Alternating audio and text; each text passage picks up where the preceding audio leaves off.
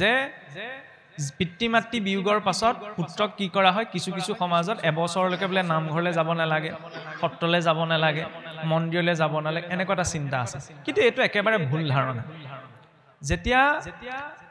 চতুৰ্থা শান্তি দিয়া হয় চতুৰ্থা শান্তি দিয়াৰ পাছতে সেই গৃহখনত পূৰ্ণ বৈকুণ্ঠ ভাতি ভকত বৈষ্ণৱে নাম গুণ গাই যেতিয়া আজৰি হৈ গুচি যায় সেই পুত্ৰ তাৰ পিছত মন্দিৰলৈও যাব পাৰে সত্ৰ নামঘৰ সকলোলৈ যাব পাৰে কিন্তু সংকল্প লৈ কোনো কাম কৰিব নোৱাৰে যেতিয়ালৈকে সপিণ্ডি নহয় সংকল্প লৈ কৰা কামবিলাক যেনেকৈ আমাৰ চলিত সমাজত ভাগৱত পাঠৰ আসন সংকল্প লৈ ধৰি লওক আজি ৰাইজে অনুষ্ঠান ভাগ পাতিছে নামৰ আসন ভাগ নহয়নে পুৰোহিতৰ কৰ্মখিনি সংকল্প লৈ কৰা এই সংকল্প লৈ কাম কৰিব নোৱাৰে যেতিয়ালৈকে পিতৃগণক সপিণ্ডীকৰণ কৰা নাই মানে প্ৰেতপিণ্ড প্ৰেত মানে কি বহুতে আকৌ এইটো ভুল বুজে মোৰ কোনোবা আত্মীয় স্বজন এজন ঢুকালে প্ৰেত বুলি মই কেলে ক'ম প্ৰেত বুলি কাক কয় পুক্ত ইতি প্ৰেত যি গমন কৰিছে সেই অৰ্থত তাত প্ৰেত শব্দটো প্ৰয়োগ হৈছে গতিকে এবছৰৰ পাছত তেওঁলোক পিতৃগণ দেৱতা মৰ্যাদা দিয়া হয় দেৱতাসকলৰ পিণ্ডৰ সৈতে বা দেৱতাসকলৰ পিতৃগণৰ পিণ্ডৰ সৈতে একেলগ কৰা হয় তাৰ পিছত পুত্ৰ সম্পূৰ্ণৰূপে মুকলি হয় আপোনাৰ এই সংকল্পযুক্ত কৰ্মখিনি কৰিবলৈ কিন্তু এইটো নহয় যে তাৰ আগত আৰু নামঘৰলৈ যাব নাপায় সত্ৰলৈ যাব নাপায় এইটো কথা কিন্তু ভুল কথা প্ৰসংগত আহিলে কাৰণে মনত প্ৰকাশ কৰা হ'ল এতিয়া এই ব্যৱস্থাখিনিত এতিয়া চাওকচোন এনেকুৱা হ'ব পাৰে এতিয়া ক'বলৈ কথাখিনি সহজ পালন কৰিবলৈ টান নহয় এই আপুনি বা তুমি ক'লেই হ'বনে আমিহে জানো সুবিধা অসুবিধা চব মিলিব লাগিব নহয় হয় সুবিধা অসুবিধা চব মিলিব লাগিব সেইকাৰণে শাস্ত্ৰই ইমান উদাৰ নীতি দেখুৱাইছে চাওকচোন পিণ্ডদান কৰোঁতে প্ৰথমটো পিণ্ড কাক দিয়া হয় ভৰতক আমি ভৰতৰ ভূমিত আছোঁ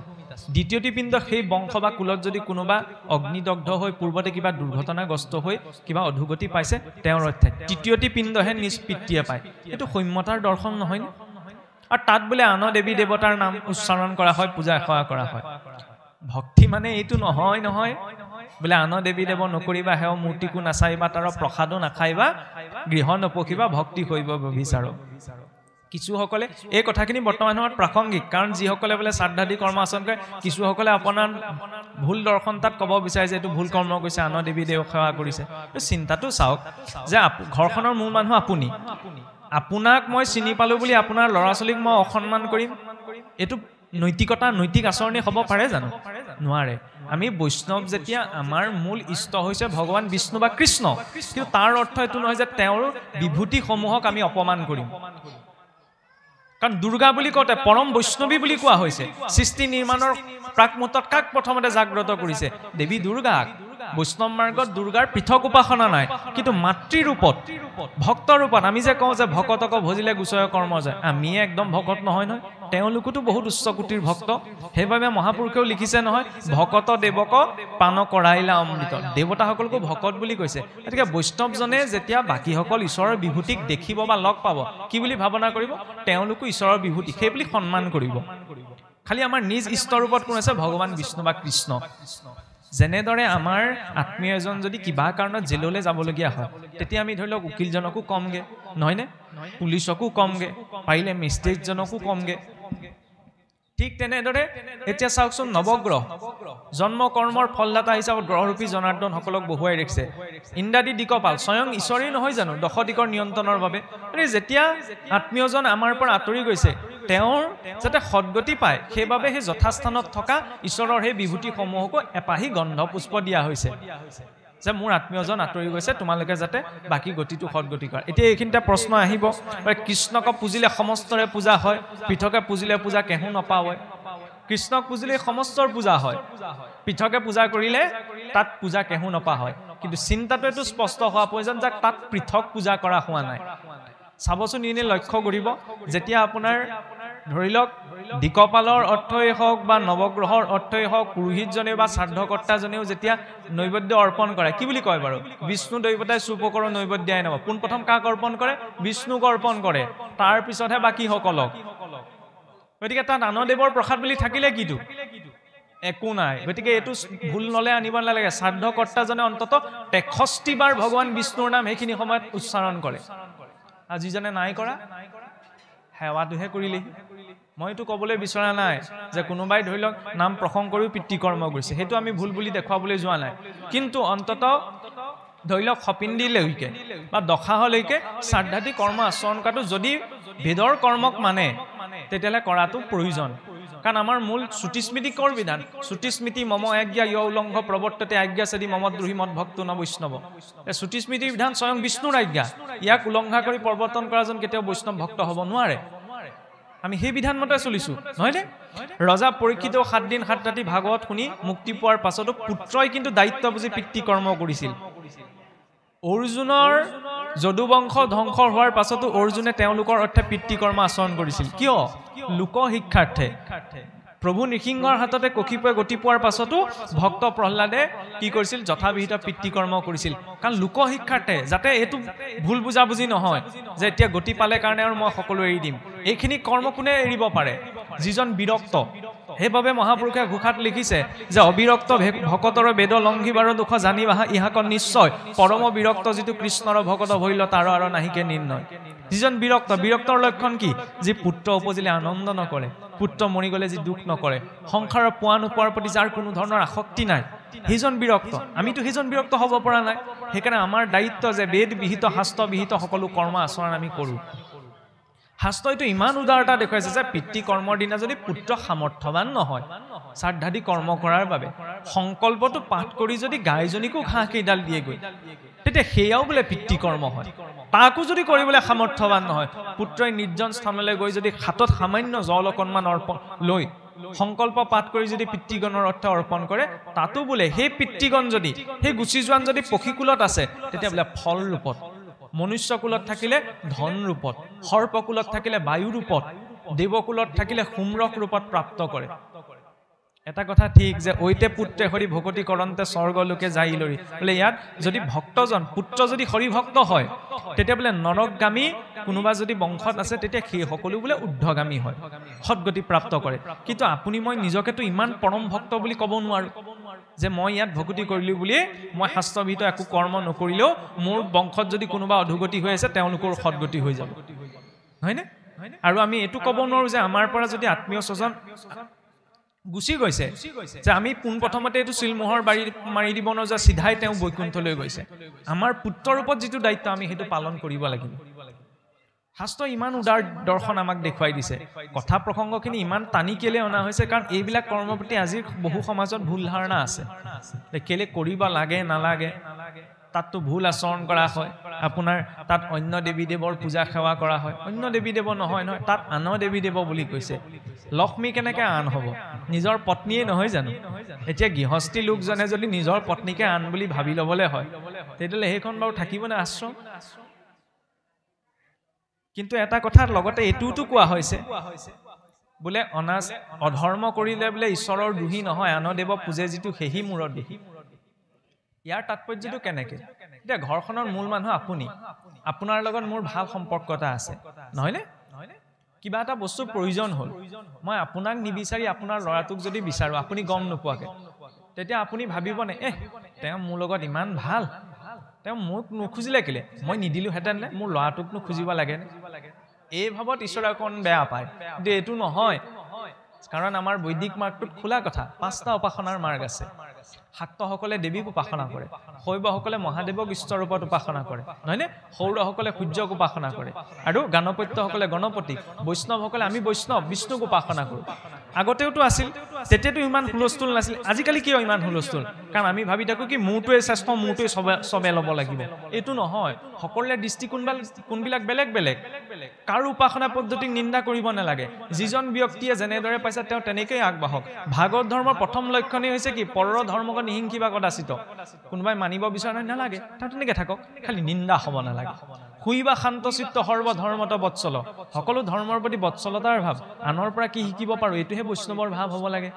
কৰিবা ভূতকদয়া সকৰুণ চিত্ত সমস্ত প্ৰাণীগণৰ প্ৰতি দয়াৰ ভাৱ এহি ভাগৱত ধৰ্ম জানা মহাবল ইয়াতকৈ উত্তম সংজ্ঞা কি আছে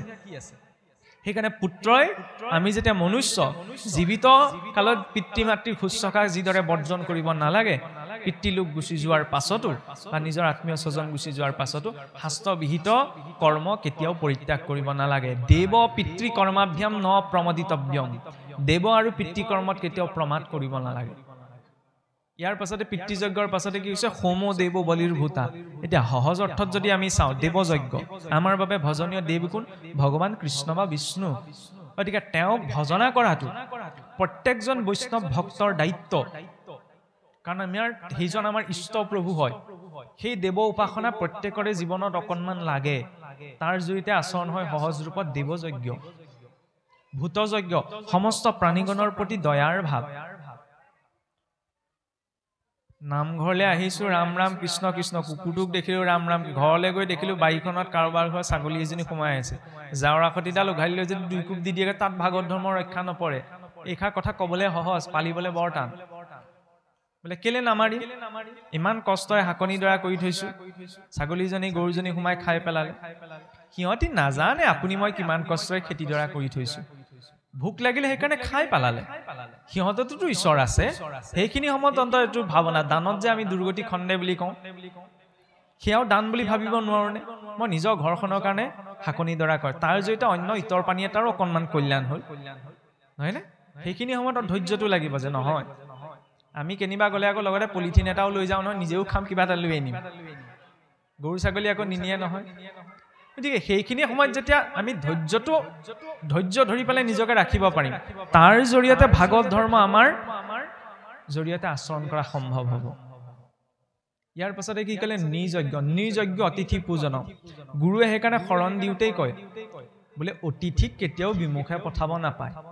অতিথি বিমুখে গ'লে বোলে গৃহস্থৰ পুণ্যখিনি অতিথিয়ে লৈ যায় আৰু অতিথিৰ পাপখিনি গৃহস্থক দি থৈ যায় ইয়াৰ দৰ্শনটো কি এটা সময় আছিল অতিথি আহিছে বুলি খোৱাৰ আগত আপোনাৰ কি কোৱা হয় আগৰ বোলে গৃহিণীসকলে দুৱাৰ মুখলৈ ওলাই চাই কোনোবা অতিথি আহিছে নি নহয়নে এতিয়া এনেকুৱা এটা সময় আহিল খোৱাৰ সময়ত আমি দৰ্জা খিৰিকিবোৰ মাৰি লওঁ খোৱা সময়ত কোনোবা ওলালেহি আমি কওঁ এইটো খোৱা সময়তে ওলালেহি আৰু চাওকচোন বেছি দিনৰ গেপ নাই 50-60 বছৰৰ মাত্ৰ গেপ তেতিয়াৰ মানুহে কি ভাবিছিল আৰু এতিয়া আমি কি ভাবো গতিকে গৃহস্থী ৰূপত এইটো দায়িত্ব যে আমি অতিথিৰ ৰূপত যিয়েই নাহক সামৰ্থ্য অনুসৰি তেওঁ শুশ্ৰূষা কৰা ইয়াৰ জৰিয়তে ধৰ্ম আচৰণ হয় এতিয়া ইয়াত এই কথাখিনিত হিন্দু খ্ৰীষ্টান মুছলিম বা অন্য কিবা কিবি বুলি কোনো কথা নাই এইখিনি লৌকিক আচৰণ সেইবাবে মহাৰাজ পৰীক্ষিতে তেতিয়াই কলি দিছিল যাৰ বোলে 5 প্ৰকাৰ আচৰণ নাই তাৰ পাছস্থানত থাকিবি ইয়াৰ পাছত ক'ত দিলেগৈ কলিয়ে কৈছিল নহয় মহাৰাজ মোৰ 16জনীয়া পৰিয়াল কাম ক্ৰোধ লোভ মোহ মন মাচৰ্য ঈৰ্ষা অসূয়া পৰনিন্দা পৰচৰ্চা 16টা বেয়া গুণেৰে গঠিত কলিৰ পৰিয়ালটো এতিয়া এইকেইটা স্থানতে মোৰ নুজুৰেগে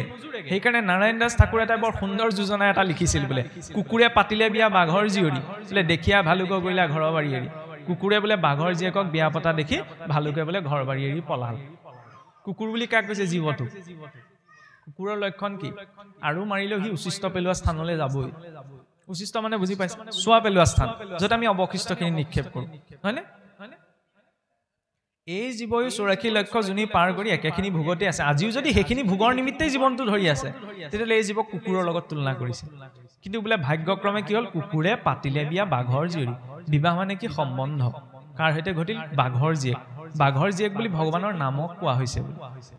নামৰ সৈতে যেতিয়া সম্বন্ধ ঘটিল তেতিয়া বোলে কাম ক্ৰোধ লোভ মোহ ৰূপী ভালুক আঁতৰি গুচি গ'ল কাৰণ ঈশ্বৰৰ নাম লোৱা সময়ত কাম ভাবো নাহে ক্ৰোধ ভাবো নাহে লোভো নাহে নহয়নে কিন্তু যায়হে যায় চুপিতে আকৌ ৰৈ থাকে সোমাবলৈ এতিয়া দিওঁনে নিদিওঁ আপোনাৰ মোৰ নিজৰ এতিয়া এই 16জনীয়া পৰিয়ালটো ক'ত থাকে বোলে মনৰ লগত থাকে এই 16জন তৰিতে নোৱাৰে লোক এহিহে কাৰণ মনৰূপী ঘৰখনতেই থাকে এতিয়া এইখিনি কথা প্ৰসংগ কৈ শেষত কৈ থাকিবলৈ ক'ত দিলে হিমাখালত হিন্দুস্তান পাকিস্তানৰ পৰা ককাই ভাইলৈকে হিমাখালটোক লৈ দন কাজিয়া হোৱা দেখা যায় হয়নে নহয় এফালে চাওকচোন ভাতৃ প্ৰেম হিৰণ্যাক্ষক যেতিয়া ভগৱন্ত বৰাহৰূপী নাৰায়ণে বধ কৰি থৈ গ'ল কৌশিকে কি ভাবিলে মোৰ ভাতৃক হত্যা কৰিলে যেতিয়া নাৰায়ণৰ পৰা মই ভাতৃ হত্যাৰ প্ৰতিশোধ ল'ম এইটো কথা বেলেগ যে জয় বিজয় অভিশাপ হৈ হিৰণ্যাক্ষ আৰু কৌশিকো হৈছিল কিন্তু হ'লেও ভাতৃৰ প্ৰতি এইটো স্নেহ ভাৱ আছিল নে সেইটোতো দেখুৱাইছে ভাতৃক হত্যা কৰিলে কাৰণে মই ভাতৃ হত্যাৰ প্ৰতিশোধ ল'ম তাৰ বাবে ঈশ্বৰৰ বিৰুদ্ধে অস্ত্ৰ তুলি ল'লে আৰু আজিৰ সময় ভাতৃ প্ৰেম চাওকচোন একে পিতৃ মাতৃৰ সন্তান গোটেই জীৱনটো বোলে মাত বোল নাই কেলে মাটি বাৰীৰ লগত লাগি আছে তাৰ পৰা ধৰ্মৰ নামত কিবা হ'বনে যদি নিজৰ পৰিয়ালটোতে ককাই ভাইৰ মাজত মিলাপিতিয়ে থাকিবলৈ শিকা নাই আৰু মই ধৰ্ম কৰি থাকো আৰু ধৰ্মশাস্ত্ৰ পঢ়ি থাকো লাভ কিন্তু তাৰ পৰা নাই ভাগৱতে একেবাৰে মৌলিক কথাখিনি আমাক দেখুৱাই জীৱনটো পৰিপক্ক কৰাব বিচাৰিছে বোলে কেলে নকৰিম সেইটোৱে বোলে মোৰ একদম ভেটি ঠেলি একদম ঘৰত লগালেহি তাৰ বিৰুদ্ধে মই একো নমাতাটোৱে মনে মনে থকাটোৱে ধৰ্ম নি এইবিলাক সব বোলে ভাষণতহে ভাল লাগে আচল বোলে পালেহে গম পাবা ঠেলিবলৈ দিয়কচোন কিমান ভেটি ঠেলিব ঈশ্বৰক দি দিয়ক ঈশ্বৰে তেওঁ বংশ ঠেলি দিব মানুহৰ বিচাৰটো সহজে তেওঁৰ বিচাৰটো কিন্তু বহুত কপকপীয়া হয় সেই বিশ্বাসটো ভক্তি মাৰ্গত প্ৰয়োজন শেষত ক'ত দিলেগৈ সোণত নহয়নে গৃহস্থী ঘৰখনৰ সেইকাৰণে এক ৰতি সোণ হ'লেও ঈশ্বৰ অৰ্থে অৰ্পণ কৰা প্ৰয়োজন কাৰণ কিন্তু আমি মানুহবিলাক ইমান কপটীয়া মোৰ কাৰণে যদি সোণৰ আঙঠি সোণৰ চেইন বা কিবা সোণ ৰূপৰ অলংকাৰ বনাবলগীয়া হয় সোণাৰীজনক মই কম নে একদম পিয়ৰ সোণ দিব দেই পিয়ৰ গ'ল্ড দিব ঈশ্বৰৰ অৰ্থে আকৌ সোণ ৰূপৰ ফুল দিয়া সময়ত আমি কি কয় সোণ পানী চৰাই দিলেও হ'ল ৰূপ পানী চলাই দিলেও তাত গাৰেণ্টিটো নালাগে এইটো কোৱাব বিচৰা হোৱা নাই যে ঈশ্বৰৰ অৰ্থে আমি সোণ ৰূপৰ ফুল দিলেহে ভক্তি হ'ব কিন্তু যি ৰূপত যিটো দিছোঁ তাত শুদ্ধ ভাৱটো প্ৰয়োজন ঈশ্বৰক দিছোঁ মানুহক দেখুৱাবলৈকেতো দিয়া নাই নহয়নে যি অৰ্পণ হৈছে বোলে একদম কিনা ভুৱা গামোচাখন মোৰ নিজলে ঈশ্বৰলৈ আকৌ বোলে কিনা গামোচা এনেকুৱা কিছুমান ভালৰ ভাল চাউলকেইটা মোৰ ঘৰত খাবলৈ আৰু বেয়াকেইটা এইকেইটা ভোজনীত দি দিয়া বোলে এনেকুৱা কিছুমান চিন্তা আমাৰ দেখা যায় নহয়নে গতিকে সেইটো হ'ব নালাগে আমি কোৱা নাই যে ঈশ্বৰৰ অৰ্থে আপুনি যত যিমান হৈছে সকলো দি দিয়ক কিন্তু যিটোকে দিয়া হৈছে শুদ্ধ ভাৱত দিব লাগে তাৰ জৰিয়তে ভক্তি ভাৱটো দৃঢ় হ'ব তেতিয়াও ঈশ্বৰে ভাবিব যে তেওঁৰ অন্তৰত ভাৱ আছে কাৰণে দিছে নহয়নে সেইটো হ'ব লাগে ঈশ্বৰৰ স্থানখন সদায় পৰিষ্কাৰকৈ থ'ব লাগে কাৰণ তাত আমি ঈশ্বৰক উপাসনা কৰিছোঁ ঈশ্বৰ তাত আছে নিজৰ শোৱা ৰুমটোৱে লাগিলে লেতেৰাকৈ থাকক কিন্তু ঈশ্বৰৰ স্থান কেতিয়াও অপৰিষ্কাৰকৈ থ'ব নালাগে কাৰণ তাত জগতৰ ঈশ্বৰ বহিছে সেই স্থান তেতিয়াহ'লে কিমান আজি যদি আপোনালোকৰ এইখন স্থানলৈ যদি মুখ্যমন্ত্ৰী আহে